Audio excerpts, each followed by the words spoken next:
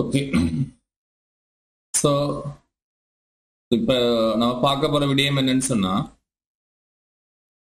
2023 நடைபெற்ற தொண்டமானார் பேப்பர், அது 4ஆம் தவணை பேப்பர் வந்து நாம பார்க்க போறோம். சரியா?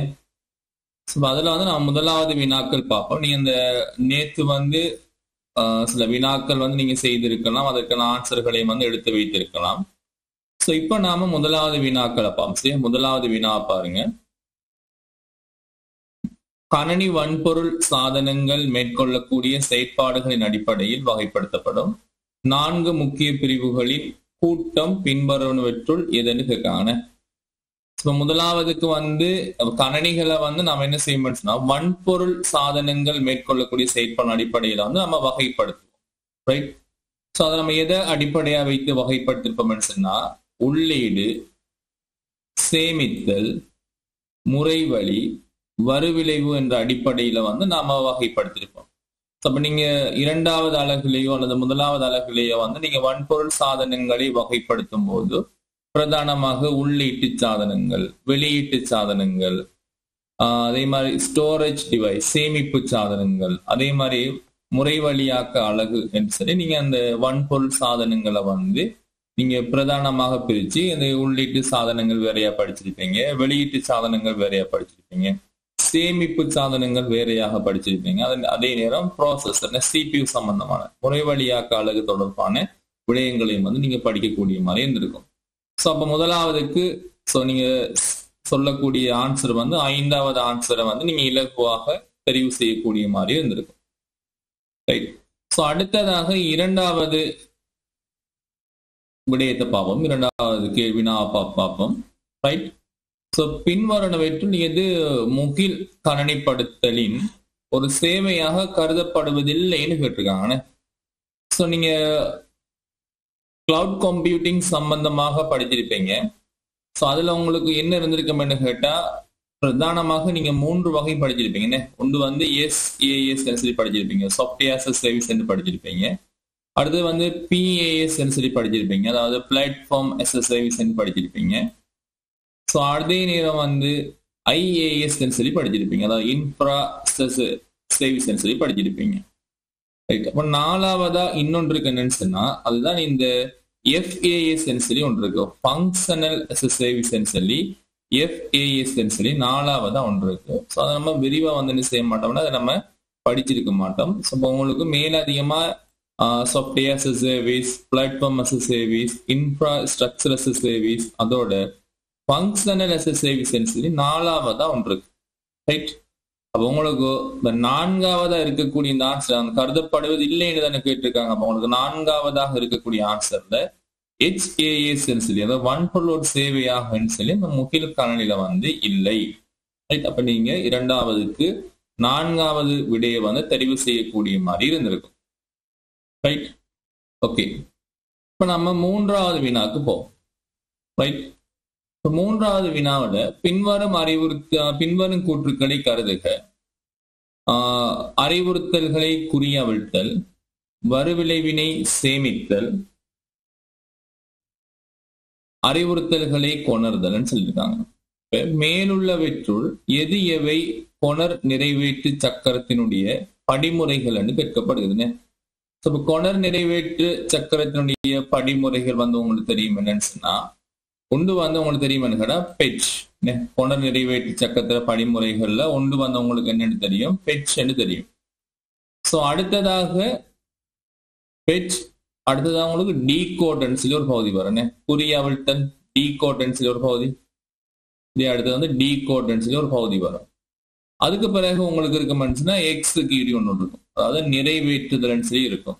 ஸோ மறுபடியும் பெட்ச். கொணர் நிறைவேற்று சக்கரத்தில் நம்ம எடுக்கும் போது பெட்ச்ன்னு சொல்றது என்னது, அறிவுறுத்தல்களை வந்து எடுத்தல், அதாவது முதன்மை நினைவகத்தில இருந்து அறிவுறுத்தல்களை வந்து நம்ம CPUக்குள்ள வந்து எடுக்கிறது.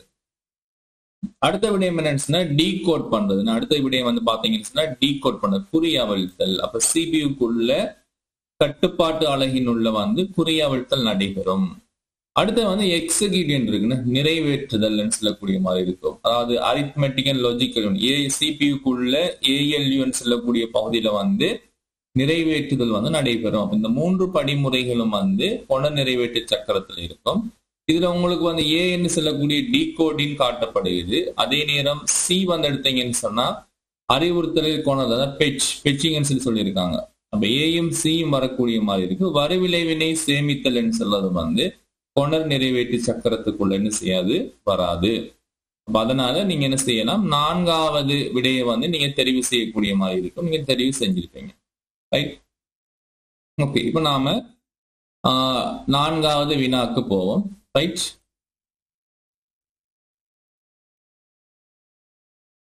ஓகே, இப்போ ஒரு இடைவெளி ஒன்று தரப்பட்டிருக்கு, ஒரு ஸ்பேஸ் ஒன்று தரப்பட்டிருக்கு. மென்பொருட்கள் பயனர்களுக்கு மூலக்குறியினை பயன்படுத்தல். அப்ப இது வந்து இலகுவான கேள்வின்னு தெரியும். மென்பொருட்களை பகிர்வு செய்தல், மூலக்குறியினை மாற்றுதல் போன்ற உரிமைகளை வழங்குகின்றன. பின்வருவனவற்றுள் இடைவெளியை நிரப்புவதற்கு மிகவும் பொருத்தமானது எதன்னு கேட்காங்க. உங்களுக்கு தெரிஞ்ச விடயம் என்னது? இப்படியாக, அதாவது ஒரு குறிப்பிட்ட ஒரு மென்பொருள் ஒன்று இருக்கு. அந்த மென்பொருட்கள் வந்து இலவசமாக கிடைக்கக்கூடியது. அதனுடைய மூலக்குறிகளை வந்து நாம சேஞ்ச் பண்ணக்கூடியது. அந்த குறிப்பிட்ட மென்பொருளை வந்து நம்ம தேவையான நபர்களுக்கு வந்து ஷேர் பண்றது. இப்படியான மென்பொருள் என்ன அப்படின்னு சொன்னா அதுதான் திறந்த மூல மென்பொருள்னு தெரியும். சரியா? திறந்த மூல மென்பொருளை தான் அதுல இருக்கிற சோர்ஸ் கோட்னு அது சேஞ்ச் பண்ணக்கூடிய மாதிரி இருக்கும், ஷேர் பண்ணக்கூடிய மாதிரி இருக்கும். நம்ம தேவைக்கேற்ற மாதிரி அதை பயன்படுத்துறதுதான் இந்த திறந்த மூல மென்பொருளாக இருக்கும். ரைட். ஓகே, அடுத்தது வந்து மென்பொருட்களுடைய வகைகளை நான் பார்க்கும்போது பிரயோக மென்பொருள், அதே மாதிரி யூட்டிலிட்டி சாஃப்ட்வேர்ஸ் இருக்கு, தனிப்பயனர் மென்பொருள், முறைமை மென்பொருள்னு சொல்லி இப்ப நிறைய விடயங்கள் இருக்கும். இதெல்லாம் வந்து நீங்க ஒவ்வொரு இடங்களையும் வந்து தெளிவாக படிச்சிருப்பீங்க. அப்ப நமக்கு 4வதுக்கு நம்ம தெரிவு செய்யக்கூடிய விடை என்ன அப்படின்னு சொன்னா திறந்த மூல மென்பொருளாக இருக்கும். ரைட். ஓகே, இப்ப நாம 5வது வினாக்கு செல்வோம். சரியா?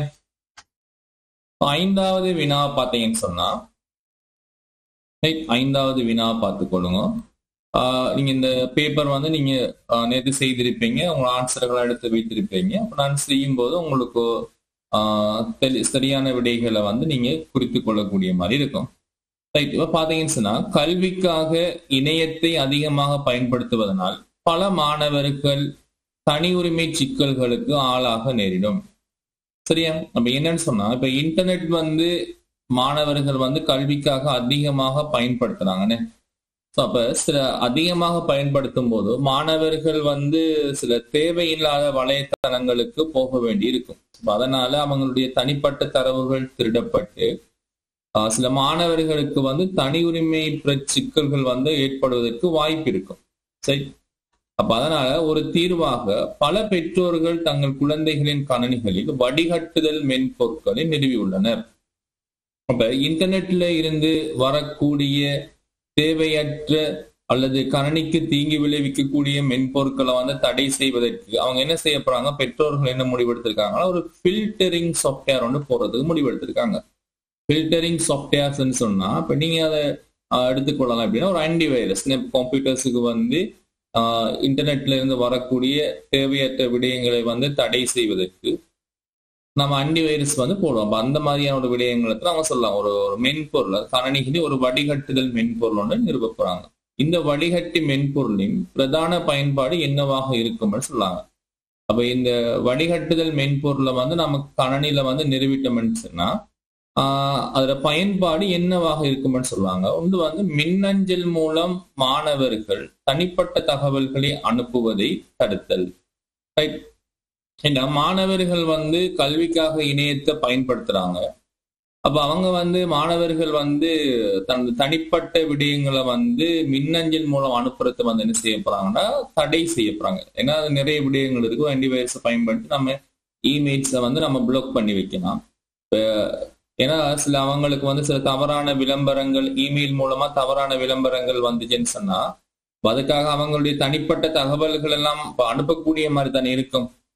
குறிப்பிட்ட விளம்பரங்களை வந்து பார்த்து ஏமாந்து சில தகவல்களை வந்து இமெயில் மூலம் அனுப்ப நேரிடும். அப்ப அந்த மாணவர்களுடைய இமெயில்களை வந்து நம்ம அனுப்புறதை வந்து என்ன செய்யணும்னா பிளாக் பண்ணி வைக்கணும். அதை தடுத்தல் சொன்னா ஒரு பிளாக் பண்ணி வைக்கணும். நாம் அப்ப அது வந்து நம்ம என்ன செய்யலாம்னா ஒரு ஃபில்டரிங் சாஃப்ட்வேர்ஸ் மூலமா செய்யக்கூடிய மாதிரி இருக்கும். அதே நேரம் மாணவர்கள் தங்கள் தனிப்பட்ட தகவல்களை இணையத்தில் ஒளிபரப்புவதை வந்து நிறுத்துதல்.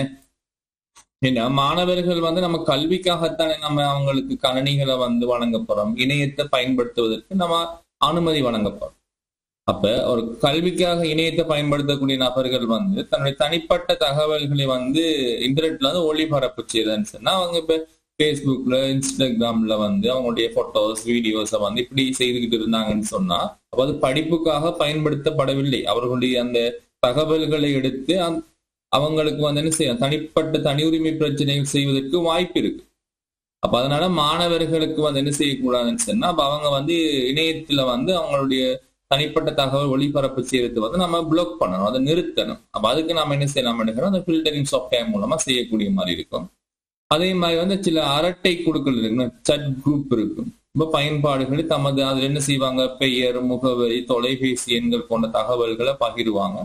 அப்ப அந்த சட்டிங் குரூப்ஸ் எல்லாம் நம்ம என்ன செய்யணும்னு சொன்னா பிளாக் பண்ணி வைக்கலாம். அப்போ ஃபில்டரிங் சாஃப்ட்வேரை பயன்படுத்தி நம்ம ஏபிசிஎன்சி இந்த 3 விடயங்களையும் செய்யக்கூடிய மாதிரி இருக்கும். இது தவிர மேலும் அதிகமான விடயங்களும் செய்யறதுக்கு நமக்கு நிறைய வாய்ப்புகள் இருக்கு ஒரு ஃபில்டரிங் சாஃப்ட்வேர்ஸை பயன்படுத்தி.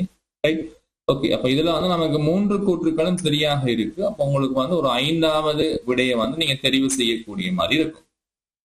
Right, okay. இப்ப நாம வந்து அடுத்த 6வது வினாக்கு போவோம். உங்களுக்கு ஏதாச்சும் சந்தேகங்கள் இருந்தா நீங்க கேட்கலாம்.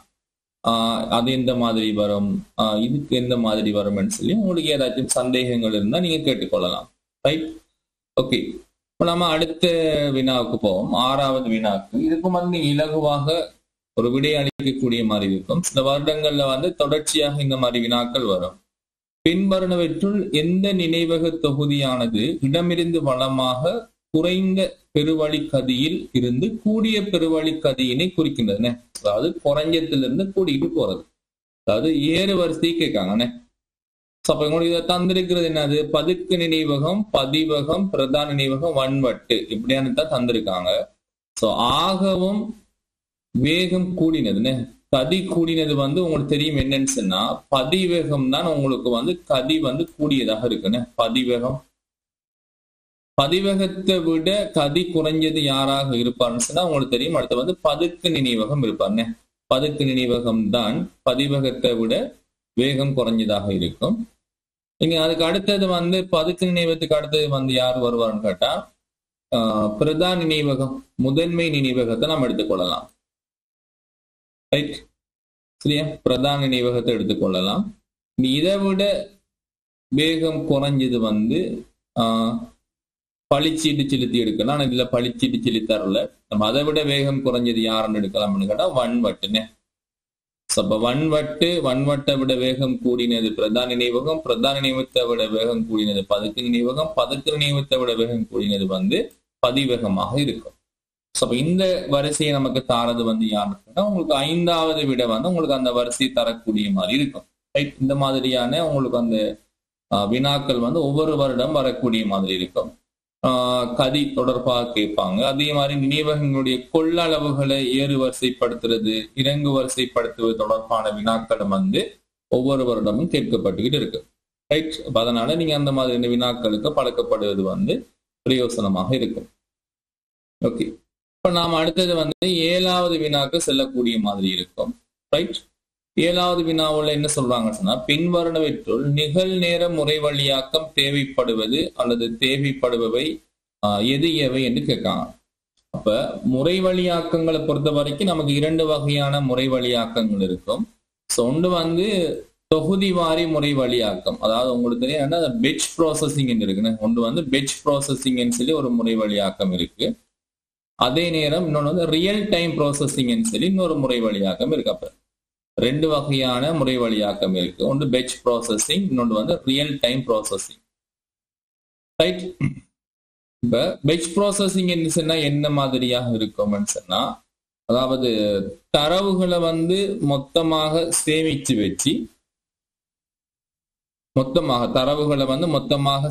வச்சு அதுக்கு பிறகு வந்து ப்ராசஸ் பண்ணி வெளியிட்டு தருவதான் பெட்ச் ப்ராசஸிங்னு சொல்லுவோம்னே.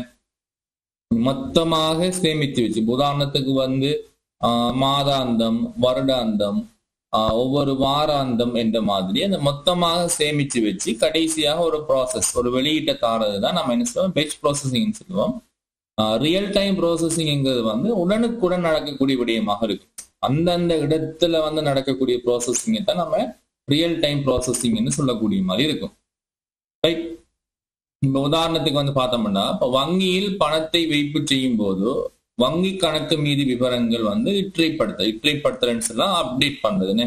ஏன்னா இப்ப நம்ம வங்கியில வந்து நம்ம பணத்தை வைப்பு செய்தாலும் சரி, அல்லது வங்கியிலிருந்து நம்ம பணத்தை வந்து மீள எடுத்தாலும் சரி, உடனுக்குடன் வந்து நம்முடைய அக்கௌண்ட்ல இருக்கிற பேலன்ஸ் என்ன செய்யும் சொன்னா அப்டேட் ஆகும். இப்ப நான் வந்து என் அக்கௌண்ட்ல வந்து ஒரு 10,000 ரூபாய் என் அக்கௌண்ட்ல இருக்குன்னு சொன்னா, இப்ப நான் 5,000 ரூபாய் பணத்தை வைப்பு செய்யும் போது ஏற்கனவே 10,000 இருந்த இப்ப நான் 5,000 எங்க அக்கௌண்ட்ல போட்டேன்னு சொன்னா, இப்ப மொத்தமாக என் அக்கௌண்ட்ல எவ்வளவு காட்டும் சொன்னா 15,000 காட்டும். இப்ப இது வந்து உடனுக்குடன் நடக்கிறது தானே. அதே நேரம் என் அக்கௌண்ட்ல வந்து 10,000 ரூபாய் இருக்கும் போது அதுல இருந்து 2,000 ரூபாய் எடுத்துட்டேன்னு சொன்னா அப்ப நமக்கு 8,000 ரூபாக மாறும். அப்ப அந்த உடனுக்குடன் வந்து நமக்கு என்ன செய்யணும்னா, நம்மளுடைய அக்கௌண்ட் பேலன்ஸ் வந்து உடனுக்குடன் வந்து நடைபெறக்கூடிய மாதிரி இருக்கும். அந்த உடனுக்குடன் அப்டேட் ஆகக்கூடிய மாதிரி இருக்கும். அப்ப உடனுக்குடன் நடக்கக்கூடிய ப்ராசஸ வந்து நம்ம என்ன ரியல் டைம் ப்ராசஸ். அப்ப ஏங்கிறது வந்து ஒரு ரியல் டைம் ப்ராசஸுக்கு உதாரணமாக இருக்கும். அதே நேரம் வாடிக்கையாளரின் மாதாந்த தொலைபேசி கட்டண பட்டுச்சீட்டு, அதாவது மாதாந்தம், இந்த வருடாந்தம், வாராந்தம் என்ன மாதிரி வரும் தானே. இதெல்லாம் வந்து பெட்ச் ப்ராசஸிங் வரும். இந்த பிங்கிறது பெட்ச் ப்ராசஸிங் சொன்னா, இப்ப தொலைபேசி கட்டணம் வந்து எப்படி வரும்னு சொன்னா, இப்ப ஒருத்தர் வந்து நீங்க ஆபீஸ்கள்ல பாத்தீங்கன்னு சொன்னா, இந்த மாதத்துக்கு வந்து எவ்வளவு பேசிருக்காங்கன்னு சொல்லி பார்த்து கடைசியாக அவங்களுக்கு அதை ப்ராசஸ் பண்ணி இவ்வளவுதானு சொல்லி ஒரு ஒரு பட்டுச்சீட்டு கிடைக்கக்கூடிய மாதிரி இருக்கும். அதே மாதிரி உங்களுக்கு வீடுகள்ல பாத்தீங்கன்னு சொன்னா, கரண்ட் பில் நீங்க மாதம் வந்து எவ்வளவு பாய்ச்சி எத்தனை அலகுகள் பாவிச்சிருக்கீங்கன்னு சொல்லி பார்த்து அதை கால்குலேட் பண்ணி அதுக்குரிய அமௌண்ட் இவ்வளவுதான் சொல்லி உங்களுக்கு அந்த மாதாந்தம் கரண்ட் பில் கிடைக்கக்கூடிய மாதிரி இருக்கும். அதே மாதிரி வாட்டர் பில் உங்களுக்கு கிடைக்கக்கூடிய மாதிரி இருக்கும். அப்ப இந்த மாதிரியான விடயங்களை வந்து நீங்க பெட்ச் ப்ராசஸிங் உதாரணமா சொல்லலாம். அதே மாதிரி மீட் சந்தைன்னு, இது வந்து பி வராதுன்னு, பி வந்து பெட்ச் ப்ராசஸிங் தானே, பி வராது. சி வந்து பாத்தீங்கன்னா மீட் சந்தைன்னு. மீட் சந்தைன்னு சொல்றது வந்து நம்ம தெரியும்னா சூப்பர் மார்க்கெட்னு, சூப்பர் மார்க்கெட்டுகளை தான் நம்ம இந்த மீட் சந்தை இந்த சொற்கள்ல பயன்படுத்துவோம். வாடிக்கையாளர் பொருட்கொள்வனவின் போது பொருள் இருப்பினை வந்து இற்றைப்படுத்தல்.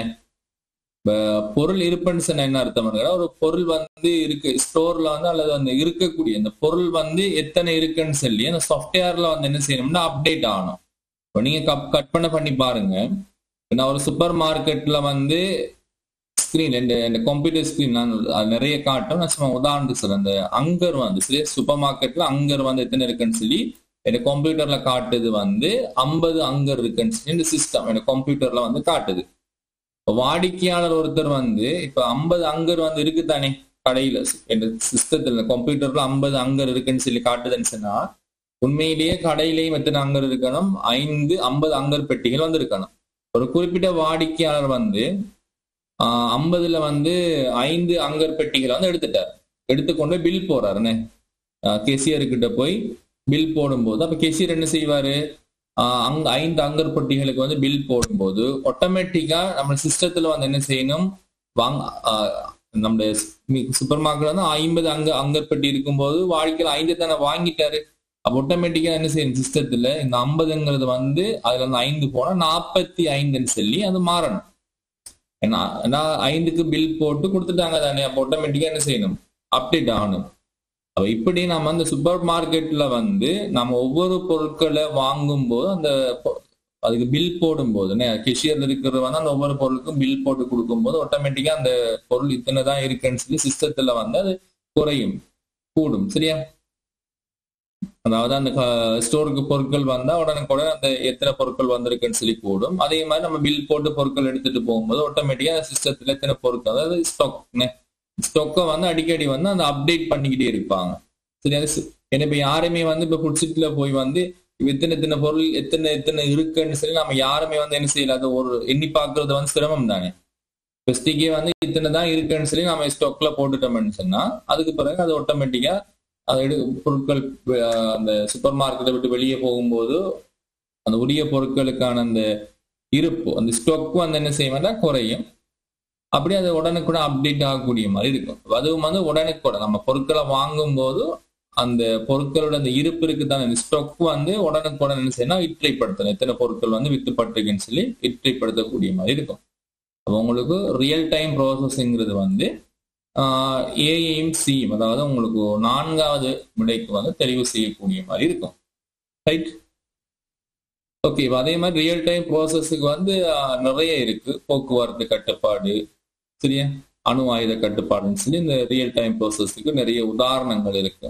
இந்த மாதிரியான வினாக்களும் தற்காலத்தில் வரக்கூடிய மாதிரி இருக்கு. அப்ப அதையும் நீங்க பார்த்துக்கொள்ளுங்க. ஸோ இதுக்கு வந்து நம்ம 7வதுக்கு 4வது ஆன்சரை வந்து கொடுக்கக்கூடிய மாதிரி இருக்கும்.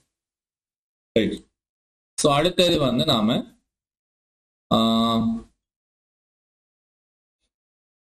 8வது பார்ப்போம். ரைட்.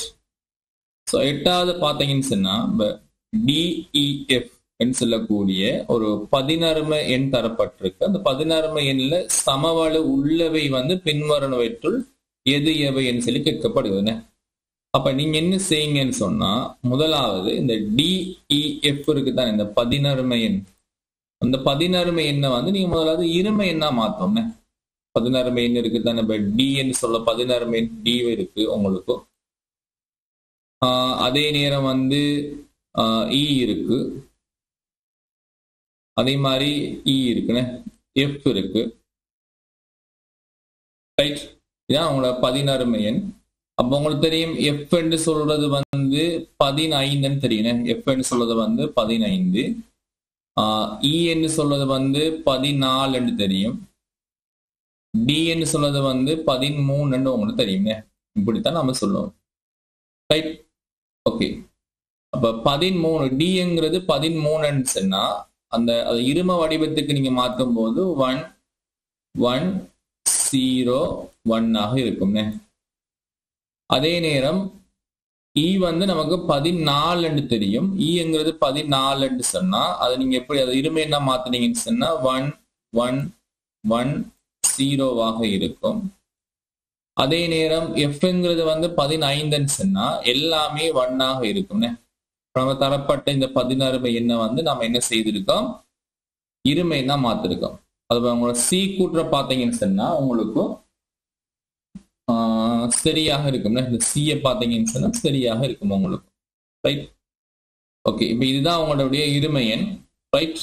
இந்த இருமை எண்ணை வந்து நமக்கு என்ன இருமை எண் கிடைச்சிருக்குன்னு சொன்னா 1 1 0 1 திரும்பி 1 1 1 0 அங்கால 1 1 1 1 போகுது.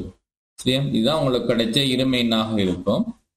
இந்த இருமை எண்ணை வந்து நம்ம என்ன செய்ய போறோம்னு சொன்னா 8ஐ அடியாக கொண்டு எண்மை எண்ணாக மாற்ற போறோம். அப்ப அதுக்கு நீங்க என்ன செய்யணும் கேட்டா 3 பிட்டாக பிரிக்கணும்னு. 1 2 3 அப்ப நம்ம 3 பிட்டாக இப்படி பிரிப்போம். 1 2 3 சொல்லி 3 பிரிப்போம். இப்படி 1 2 3 3 பிட்டாக நீங்க பிரிங்க. சரியா? 110 அப்படின்னு சொல்றது வந்து 6, 111 சொல்றது 7, 101 சொல்றது வந்து 5, அதே நேரம் 111 சொல்றது வந்து 7. அப்ப இதுதான் என்ன உங்களுக்கு 67 57 என்று சொல்றதுதான் உங்களுக்கான எண்மை எண்ணாக இருக்கும். அப்ப 67 57 என்று சொல்றது வந்து உங்களுக்கு சரியா ஏயும் சரியாக இருக்கும், சியும் சரியாக இருக்கும். ரைட். ஓகே.